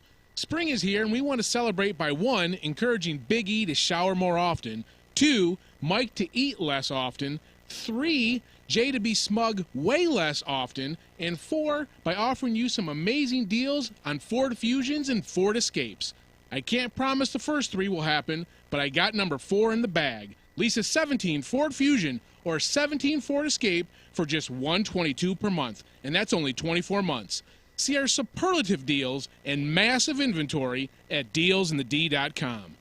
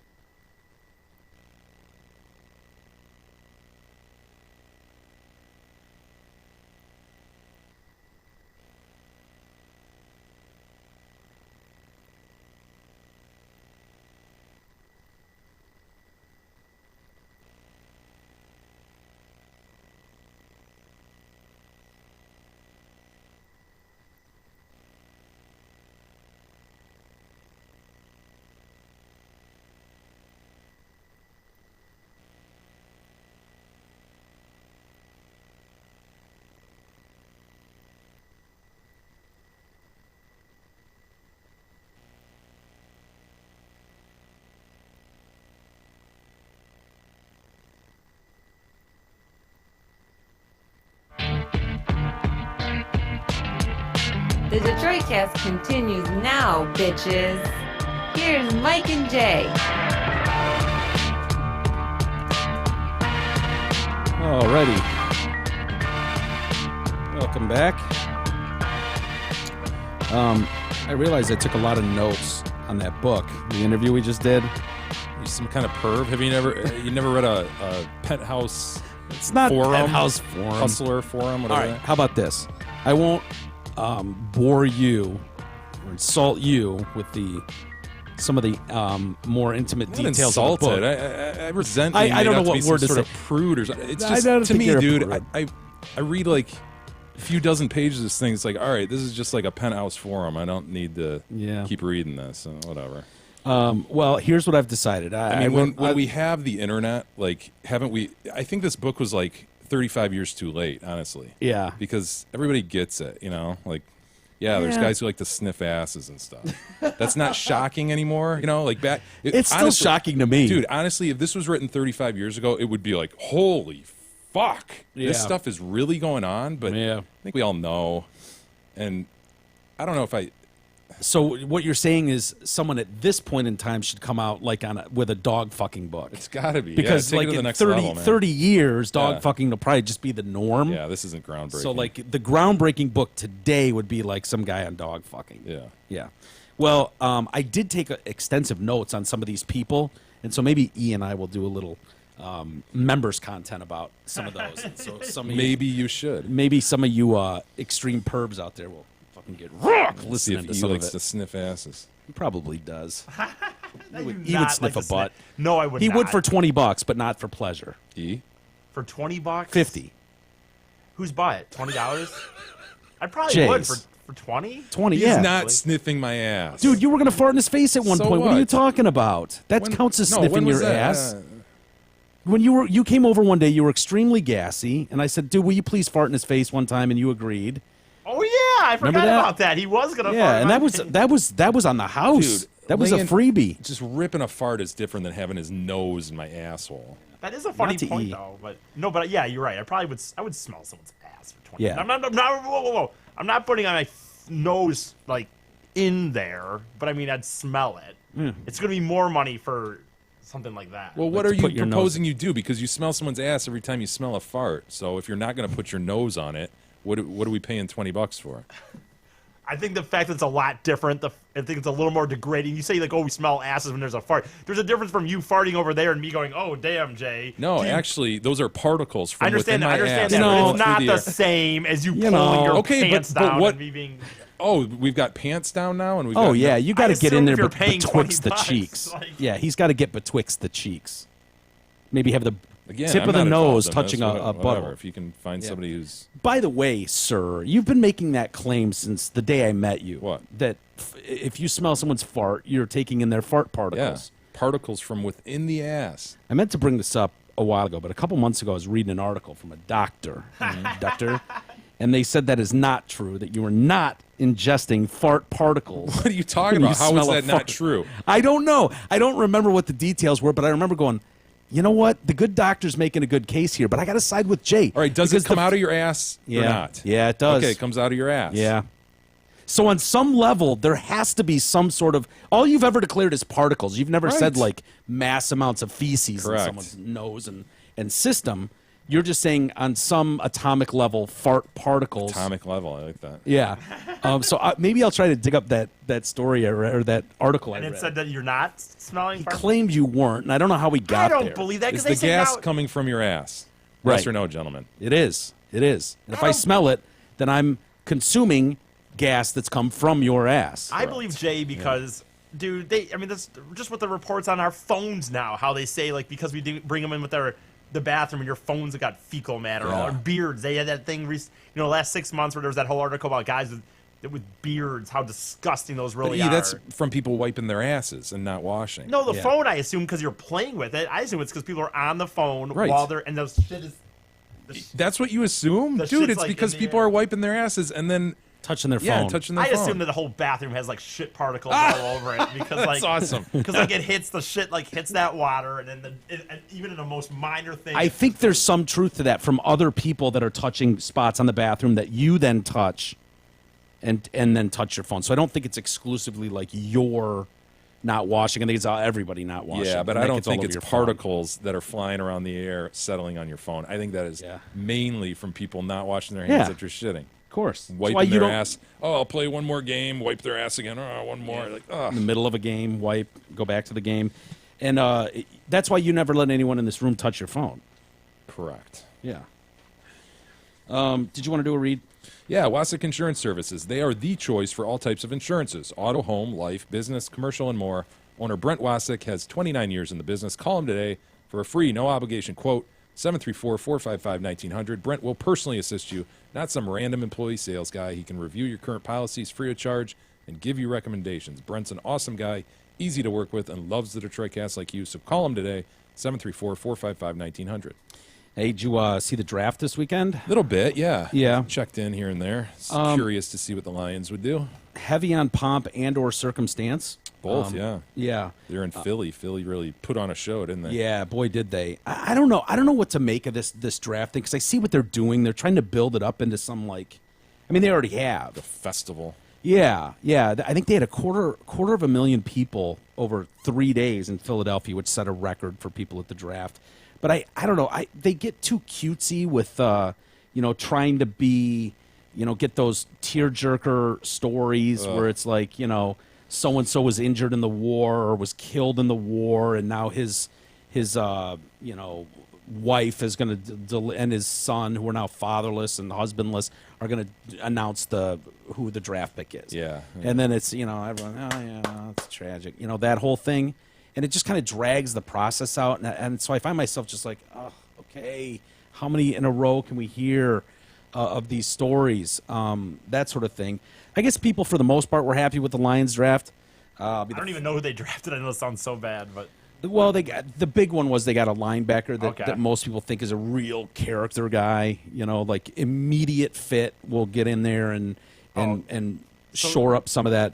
They're struggling so much at linebacker. so a but- good player. Like when you said a character guy, I assumed you meant like they just picked a guy who's like nice character, not a He's a bad. very good player, apparently, and Okay. has good character. Right. No, they're not. They're not just trying like this guy's spectacular. Well, no, He does that's lots of what- charity work The and nicest guy we've ever met. No, but that we had been have to We'll draft find a him spot for in him. the first round. That had been a thing with the Lions for like the last 10 years with Ford. Remember, they'd always talk about how they would never take any risks on like guys who were a little iffy. They would more so go for a guy they thought was a good guy. Sure. So that's what I wondered what he meant. I guess I just I've seen their grades everywhere from a B to a D. Yeah. okay. Yeah. Who was it? Mel. This guy from CBS Sports. A lot of people took issue with the guy Kenny Galladay, the Northern Illinois wide receiver they took in the third round. Yeah, they felt he could have been gotten way later. Yeah, Dieter Kurtenbach from Fox Sports said taking Kenny in the third round is absurd and pulls down their entire draft. And I saw that from a lot of people that were kind of scratching their head like, ugh, really? Okay, whatever. The funny thing is whenever you watch the draft, though, there is, like, I don't care if it's the number one pick in the draft or Mr. Irrelevant, which was Chad Kelly this year, the nephew of Jim Kelly, the quarterback. Nobody knows who's going to be any good. You just don't know whether he's the top pick or the last pick. You just don't know. And so, like, to have all this, like, celebration. It's and remarkable, isn't it? it's- But that's yeah. all that a lot of teams have. Like, I think it was Belizean for years who called it the Lions Super Bowl, the draft, Yeah. like the lead up to it. It's the most excitement Lions fans get because you dream. Yeah. Wow, maybe this could put them over the top. Look at this. They just built a good chunk of their defense. They got a couple new Yeah. starters, and that's all they needed. And gosh, Yeah. if now they could just do this, then We'd maybe be all that. set. Who I loved was Drew Pearson. I don't know if you saw him because it was in Philly, and Philly crowds are just brutal. So Drew Pearson went up there to win. He was one of the ones picked to announce for the Cowboys. Legendary wide receiver for the Cowboys, number 88 back in the day. Go ahead, E. All right. It's just being booed. How about them Cowboys?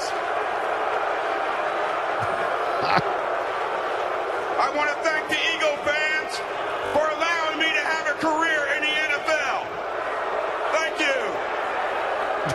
I am honored as an undrafted free agent to be selected to make the Cowboys' second-round draft pick. And on behalf of the five-time world champion, Dallas Cowboys Hall of Fame owner, Jerry Jones, Gene Jones and the Jones family, Coach Jason Garrett, all the Cowboy players that played before me, that played with me, and played after me, with the second pick and the 60th pick in the second round, the Dallas Cowboys select defensive back from Colorado, Chidobe Awuzie. Fist in the air. Hell yeah, dude! Isn't that great? awesome. That kind of stole the night. Doing that in front of Eagles fans of all people. I was tweeting about how I hadn't seen Eagles fans take a facial like that since Bill Burr delivered one to a crowd. You probably don't know that story, but Bill Burr, the comedian Bill Burr. Do you know that, E? You know what? I know this. The Philly incident with Bill Burr. I kind of know what you're talking about, but I don't remember it. Explain it, I guess, or do you want to? He was a new guest on the Opie and Anthony show at the time, and they would do a tour that came through major cities, like a comedy tour, and they would have like 10 comedians on, like A-list comedians, and they would do a whole day, hours and hours of this comedy show. And like they did it at Pine Knob, for instance, like that size thing, like arena size or bigger venues. And so they did one in Philly, and the crowd was just fucking brutal. I mean, booing the shit out of every comedian that came on the stage. And so Bill Burr gets up there, and they've just booed like Dom Herrera off the stage and someone else. And so they start booing him. They don't really know him. And so they start booing him without mercy. They've been drinking all day, and they're booing him. And Bill Burr shifts gears and is just like, oh, yeah. Fuck all of you. And he's like, I got 12 minutes up here, and I'm going to use every fucking minute. I hope every one of you fucking pieces of shit dies of cancer. And I hope your fucking mom gets raped. I mean, he just goes off. He starts... And he wins him over, doesn't he, in the end? Dude, standing ovation in the end. And he's just like... I remember now. As he's going, he's like, I got 11 minutes left.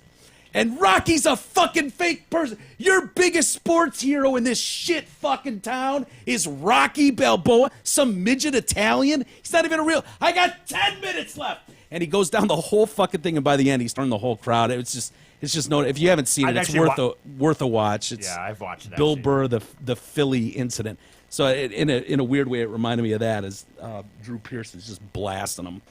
And then, of course, the one that shook up the draft the most is Mixon, Joe Mixon. Right, going to Cincy, right? Yeah, he went to Cincy. Is it second round? Second round, yeah. I was wondering when he was going to be taken. I mean, that was really the only thing I wanted to watch as I was watching the draft, because I knew what was going to happen is that, social media was going to explode, and it was going to be the same people acting like he should never, be able to show his face in public again because he punched a girl and broke bones in her face, blah, blah, blah. The only thing, which, I don't know, I get why people feel like that, but there's something about the whole social media thing where it's kind of like the incident with United, where it's like, we're all going to go declare publicly, I will never fly this airline again. And there were so many people doing that with Mixon, lifelong Bengals fan, and I will never watch this team again. And I was like, oh, okay, here we go. But the other annoying thing was some of the announcers, the guys that are announcing the draft, these Mel Kipers and whoever ESPN had and NFL Whoever Network. they hadn't fired. Right. So they've got these guys, and their job is to build a draft board and who's the best available and stats on these guys and, all the legwork that goes into a draft where it's like you got highlight clips and you're showing and blah, blah, blah. And there were guys on there that were like, oh, yeah, I didn't include him in my board, in my rankings, so that's why he's not in my top 5 or my, top best available left, halfway through the draft or whatever. And it's like, okay, I get what you're doing, but you have a job to do too. And your job is not to make social commentary on Joe Mixon. Your job is to scout the best players in the country and put them on a draft board. Like, here's the best available. You don't have to agree with the but there was Joe legit Mixon questions pick. whether he should be eligible really to be picked and whether anybody should pick him. So, well, I mean, I get what you're saying, though. They have to prepare for hundreds of these guys to go. Yeah. Like, have an analysis ready in case he gets picked. You might not think he should or would, but in case somebody wants that really talented guy. Yeah, And and is willing to overlook the past. You might want to be ready with some commentary. it's not that they didn't know who he was or couldn't do commentary, but it was just kind of that, I'm standing my ground. This is how I feel. It's like, okay, I understand. You're not going to agree with everything, and there's no doubt there were plenty of teams that were like, he's off our board. We're not even going to consider him. But the fact is, if they make the announcement that he's part of the draft, I think they, as guys that are putting that together, have a responsibility for their job to go, look, I understand 21 of the 32 teams are not interested in drafting this guy, no matter what round it is. But here's the fact. Fact is, he's probably one of the 2 best running backs in college football. So here he is on the board, and let him stay there all fucking night. No one drafts him, okay. But to take him off there like you're making some statement seemed odd to me. That was the, and that was the thing that stood out most weird to me. And the fact is, that, hey, it makes the Bengals a better team. That's for sure. They drafted him, and they've had issues with drafting unsavory players before. Yeah, they had a guy shoot somebody a few years ago, didn't they? They've had a few Pac-Man Jones. I thought they had a receiver that either shot himself or shot somebody or whatever. Yeah, you're probably right. They've had numerous players like that. I love the people that tweet out like, well, if I'd done that to a girl, I'd be fired immediately. This is bullshit. Blah, blah, blah. And all I'm thinking is, yeah, pal, if you were one of 32 people on the planet who could do your job, it'd be a lot harder to fire you too. You working at the McDonald's, you mean, if you shoot They'll get over the loss of Paul at McDonald's in middle management. But, the fact is, to be a starting running back in the NFL is one of 32 people on the planet who could do it. Do you think some of those people are serious when they say, I'm never going to watch him again? Fuck no. Dude, look, if they go on I a think run... they lost a single fan? Well, no, yeah, they probably did. And they probably knew they would. But... these people, like, if their team gets good and is in the middle of a playoff run, it'll be a lot harder for those people to ignore that. Yeah, and I understand. Well, Dude, maybe I they're really do. I don't like those United Airline flyers, and they'll really stay away. Yeah. Well, I wish we could come up with a way to keep tabs on these people and their declarations. Yeah. Now that'd be something that I wish we could. Because they get points on social media. It's like you want to take those I away. want to find rub his it in their name. face. Right. You're back. You said you wouldn't be. Dude, you see that guy at a game. It's like, you motherfucker. Yeah. I want to be pointing him out. You said you wouldn't be here. You said you wouldn't. I'm not so far on your side in terms of Joe Mixon. I mean, I'm mixed on Mixon. Yeah. I could totally see. And I'm not the greatest person to ask because I'm just not as big a fan as you or either of you. And so for me to be like, I pass on him. You mean football fan, not Mixon fan. Right. Let's be clear. Football fan. I could totally easily pass on the guy, whereas you're like, but it would help my team. When it's come, I'd be lying, Jay, if I said that I didn't have feelings. Like when it was like, the Lions are picking two slots from now, and it's like, I could really use a running back there. Would they have the balls? Would they dare? Would they dare take Joe Mixon? And then it would pass, and it was like, well, all right. And then when it got down to that, I think the Lions were picking shortly thereafter the Bengals in that second round, and it was like Joe Mixon was by far the best player on the draft left in the draft, and it was like, can you do that and still like look like you give a shit about woman beaters? Like that's a problem. If you wait till the fourth round, does that look like you care enough about woman beaters?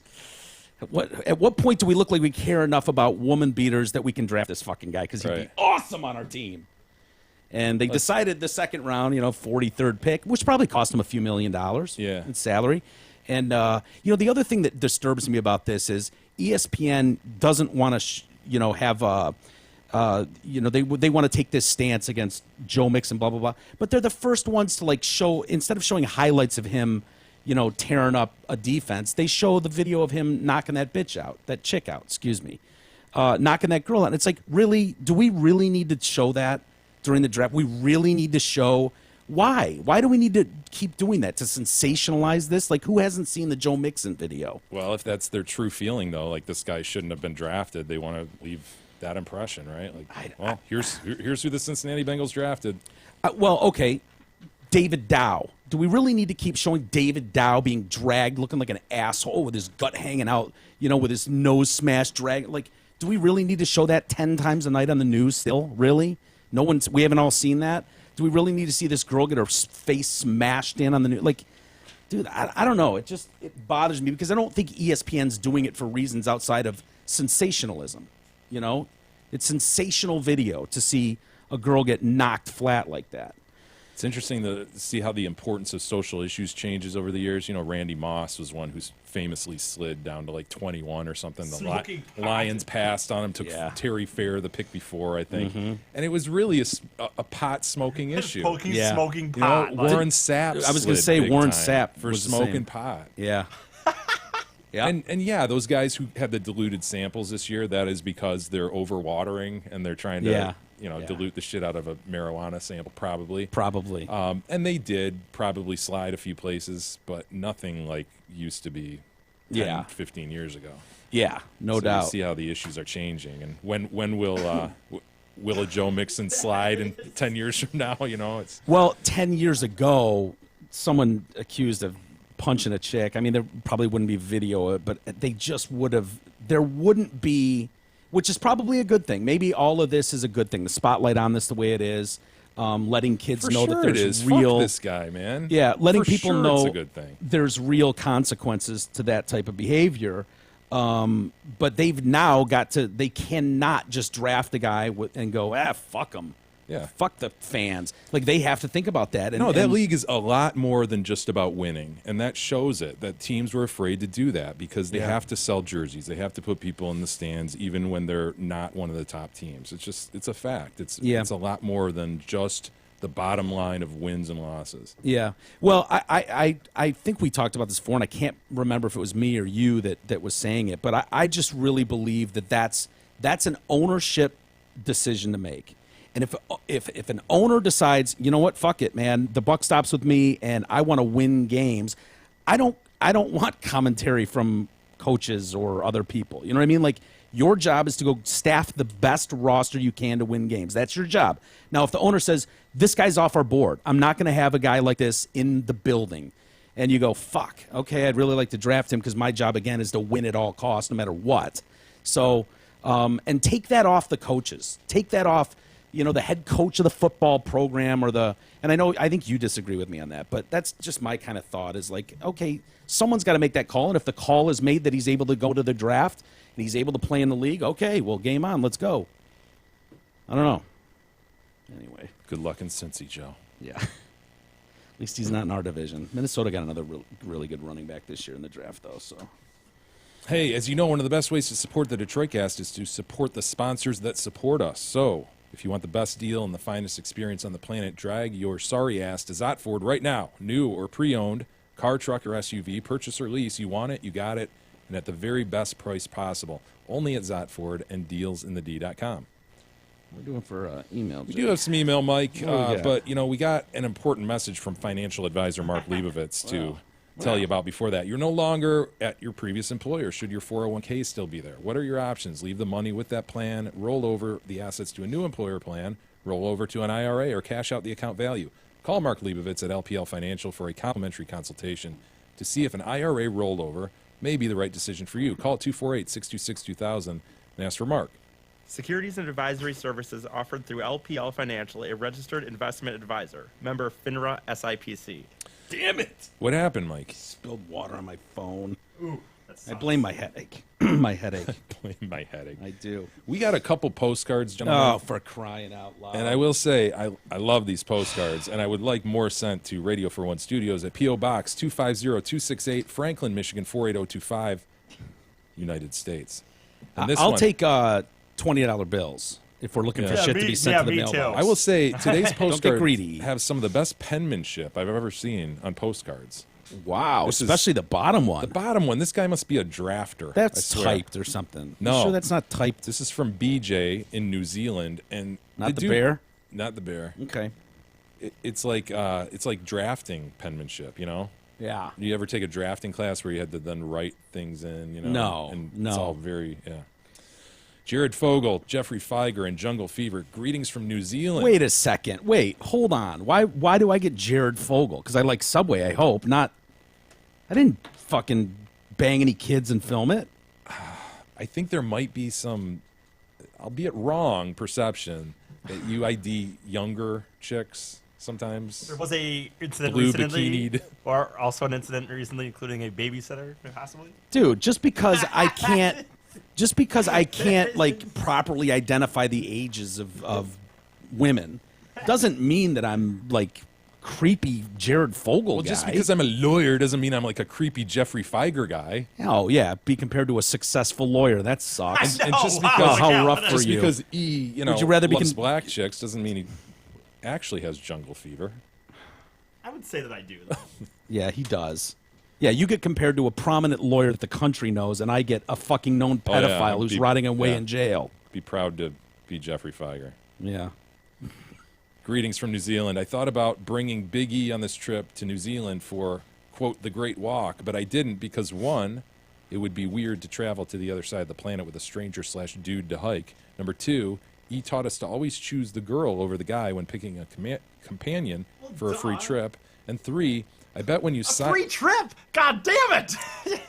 Number three, Yeah. I bet when you sign out Big E for a venture, you have to check a box that says you promise not to murder him for squawking too much. That is No. a promise no sane person can make. Yeah, it's not on our checklist, believe it or not. I love the notion of signing him out. Yeah.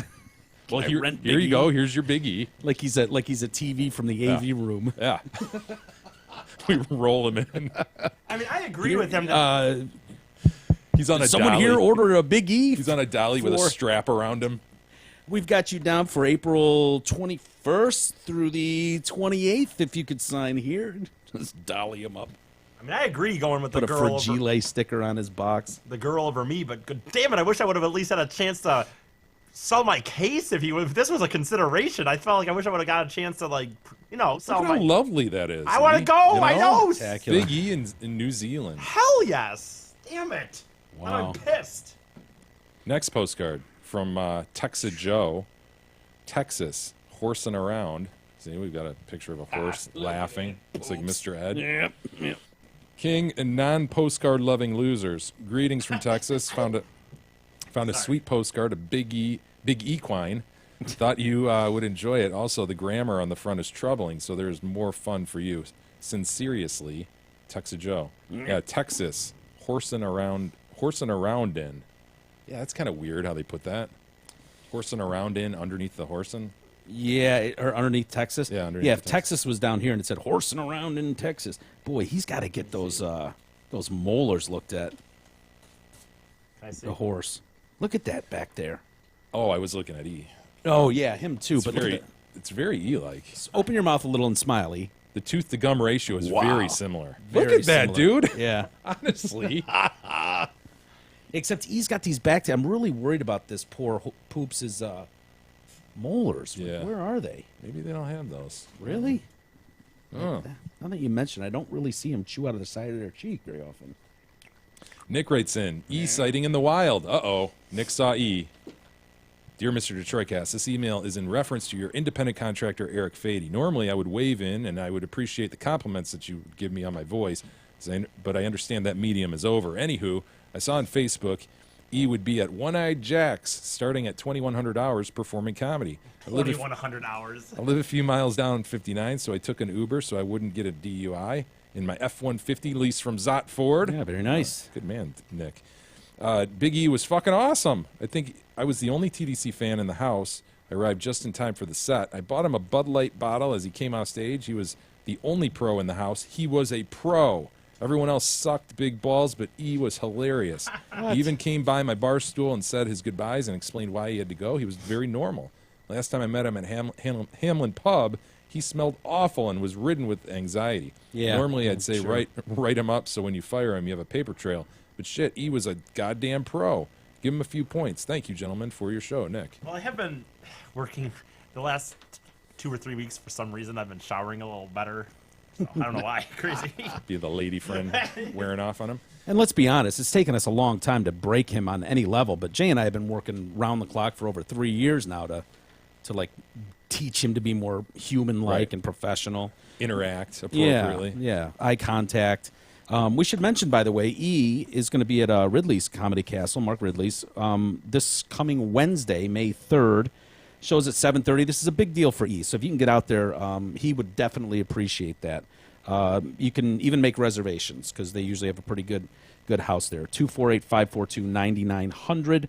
Call them for reservations. So E, was One Eye Jacks, was that your last warm-up before the big Yeah, one? in fact, I only did it because not that I only did it, but I've had a rejuvenation of liking it, and so I was sitting there sad. I didn't know I was going to do it for the reason that people know. If everyone wants to know the reason I didn't bring this up on Friday, it's because I didn't know until like 5 o'clock on Saturday that I was going to do it. So, yeah, it was. You know what? You joke with me all the time about telling a certain joke, but I haven't told it, believe it or not, actually in a while. So I did kind of do that. Yeah, the Chicago hooker. I did run through it. I did give it a run through on Saturday as a Took kind it of for a spin around the block? Yeah, as a little practice. How did it do? You know, it's like riding a bike. You know. Yeah. Didn't need to change the oil or anything? It's filled I'm up? Glad I'm glad Still I got gassed up? I'm glad I had a chance to like run through it in front of people again because Yeah, get those RPMs up there. Yeah. I've done it all. Jim writes in, King, Whopper Jr., and Etard. Last year, Big E promised that he would be out for the Woodward Dream Cruise, but you guys blew it off and went to the shooting range. Now is the time to start planning for this year's Dream Cruise event, August 19th, 2017. What a chance for you guys to embrace the car culture with close to 2 million spectators. Get yourself some new TDC listeners. Plus, join with Zott Ford with a parade of new, bad-to-the-bone 2017 Ford F-350 4x4s. You can hang out in the back of the What, is truck Steve bed. paying you on the side, dude? What's going on here? Yeah, this is Jim. I thought it said Jim, but yeah. You can hang out in the back of the truck bed, which is acceptable during the cruise, and also have some listeners' classic cars parading behind for support. Have Big E as a spectacle handing out swag with directions on how to tune into your awesome show. This would be Bigly. Good day, I said good day. Yeah, good idea, Jim. It's on my calendar. Is it on When do we yours? have to start prepping for that? Oh, no, it's August, so Shit. So that means now. probably. Now I got you. Probably. Jay writes in, Fat Man, Dong Long Un, and Sans Star-Bellied Sneech. Often I try to extract words used on the show.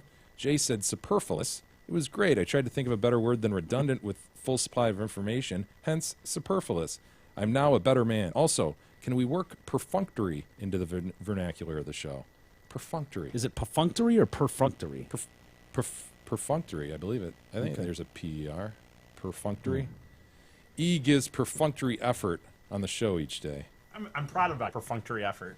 Yeah. Or should I be not be? Yeah, you shouldn't be. Oh. Yeah. It's minimal. It's shitty. It's a shitty effort. Damn. Well, I'm proud of it nonetheless. Scott writes in, T-shirt bedtime, help. Hey, Jay, as a fellow T-shirt to bed wearer, I have to let you know I may be jumping to the other side. Maybe I just need a tip or a suggestion. Am I doing something wrong or different? I don't know. See, my problem is now I'm waking up every hour or so feeling as if I'm trapped where the shirt is trying to strangle me. I hate sleeping topless as I'm not even an A cup. I lost some weight and now my shirts fit a little bit more I loose. didn't realize this is a lady. Do I need smaller, tighter shirts? No, this is a dude. Did I go Big E and just forget how to sleep? Help! Thanks. Can't go topless at night in Florida, Scott. Yeah, dude, if you lost a bunch of weight, maybe they're just ill-fitting shirts and you're getting bound up in them, man. Yeah, maybe. Is he going Was bottomless? this just a letter just to let us know that this guy lost weight? Maybe. Maybe. Some guy just lost weight. Scott, you son of a bitch. Is he Donald Ducking it? Do we know? I don't think he didn't say he's Donald Ducking it. As a fellow T-shirt to bed wearer, he didn't say anything about his pants, so to be quite clear. So it's still on the table that he might actually be Donald Ducking it. Winnie the Pooh in it. Yeah. Either one. Yeah. Well, I would lose the shirt and then put some pants on, sir. It's gross. No one wants to see or think about your dong flopping around, sweaty butt bag flopping around the bed. Sweaty, gross old ball. Jesus. Old balls. Hey, everybody, Amazon link. Please use it. DetroitCast.com. There you will find a link to Amazon. It's a great way to support us. If you click through that link and shop as you normally do, we get a bit of a kickback. So please keep using that. And finally, Ash chimes in. Roof sitting. Ciao. Regarding roof sitting, not only did my sisters and I do it growing up, but we were lucky enough to have the Gratiot Drive-In Theater about 100 yards from our house. We watched so many soundless Wait, movies. how far away? 100 yards. Wow. We watched so many soundless movies from said roof. Great memories. Goodbye, BUI. Dude, that would be. Oh. That's the game right there. If you're within 100 yards of a drive-in theater. Imagine like being a kid, Oh. like Porky's goes up or something. Oh my God. Yeah. Why wouldn't you? Soundless would be tough. Why wouldn't you just like walk down there and listen? You have to pay to get in. Yeah. No, but if you just walk down, there's usually a fence. You can hear, hey, turn it up, But then at that asshole. I'm point, trying to listen you're too. taking away the whole advantage of the roof. Like anyone could just do that anytime. Roll out on the roof for a few minutes. Watch a little bit of Tron or whatever's Porky's on. Tron. Porky's would be worth it because at least you've got all the titties Yeah. and stuff like that. Like those 80s comedies, romantic comedies were amazing for titty Yeah, shots. there's always that's the thing, isn't it? Like there used to Gratuitous always as be- hell. There didn't even have right. to be a Oh, yeah. reason. It would just be like some girl just be. That and the like Friday the 13th and stuff. There'd always be some Yeah. skinny dipping scene, just Yep. totally Right. gratuitously showing some titties, and then they'd get stabbed in the back, and Yeah. sword would go through their gut. Oh, Yeah. titties die. There was absolutely no need or point. There was no plot twist that required nudity. It was just strictly, yeah, I wouldn't mind seeing some titties. Anyone else? Yeah, I could go for some titties. All right. Let's just have a few shots of titties. We'll have them run out in horror, screaming, full titties on display. And on that note, Cool with we that? will save the rest for tomorrow, Mike. Very good. All right. Thanks, everybody, for hanging with us. And we'll do it again tomorrow. We'll see you then.